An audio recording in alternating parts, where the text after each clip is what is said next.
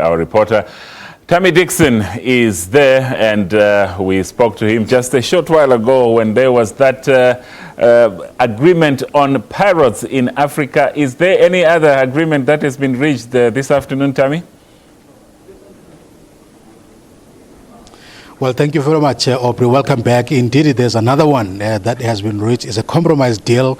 Breaking news that the CITES conference has decided that on a compromise deal on a very, very controversial issue about the closure of ivory domestic markets. Now, this has been a very big issue here since this conference started. I remember the very early days when they were discussing about this. The SADC region felt very strongly against the radical proposal to actually close the ivory domestic markets. In fact, at some point, Namibia stood up to say that the debate must not even be entertained.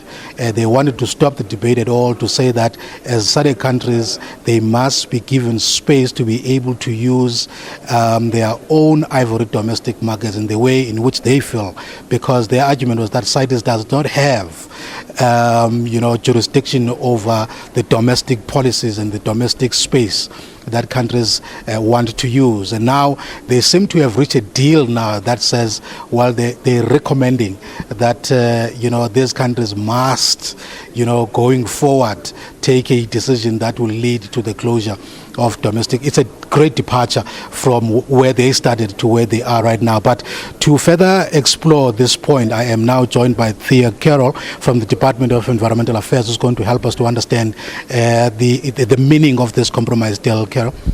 Thank you very much. So for Southern Africa, this is very important because we all are concerned about the impact of poaching on elephants across the continent. Although our populations are quite healthy, we do share the concerns of other range states in terms of elephants and the impact of poaching. So this compromise that's been reached is very important because we agreed that where there's a domestic market that is contributing to poaching or illegal trade, measures should be put in place to address those markets immediately, especially in terms of closure of those markets. How did you arrive at this? Because, given where you started early last week when the conference started to where you are right now, how did you get it right? Was it as a result of maybe lobbying and behind the scenes negotiations between countries?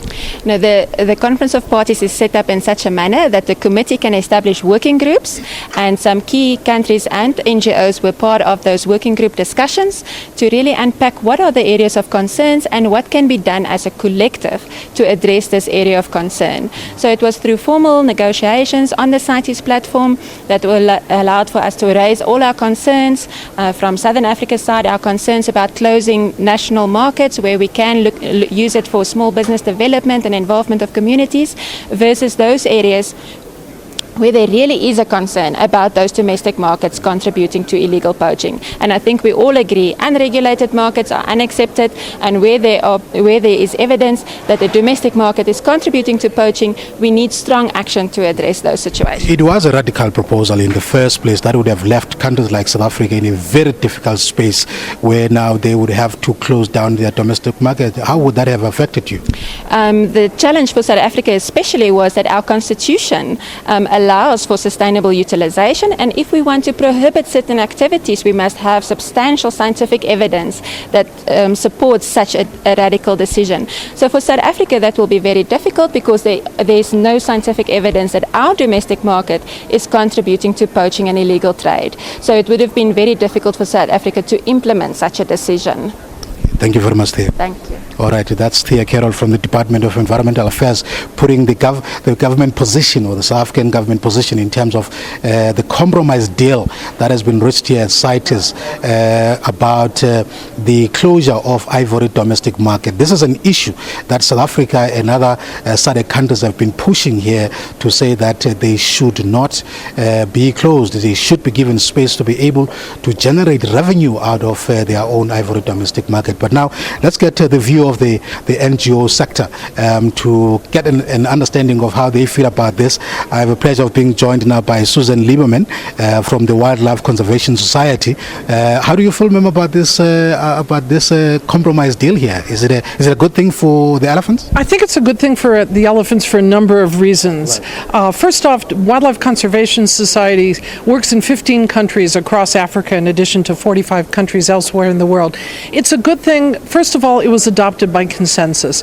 If there'd been some sort of resolution, it went to a vote and some countries disagreed, it would have been an uncomfortable feeling.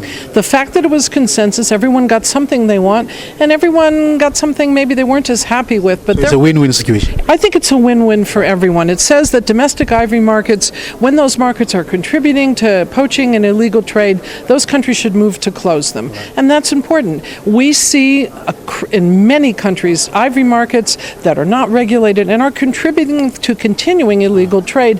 That's where the focus needs to be. But to me, it says the NGO sector in the 29 countries of the African Elephant Coalition, they've been pushed back because this is not where you started. You started at a very radical position to say that you want domestic ivory markets to be closed. It does appear to me that somehow you've been pushed back.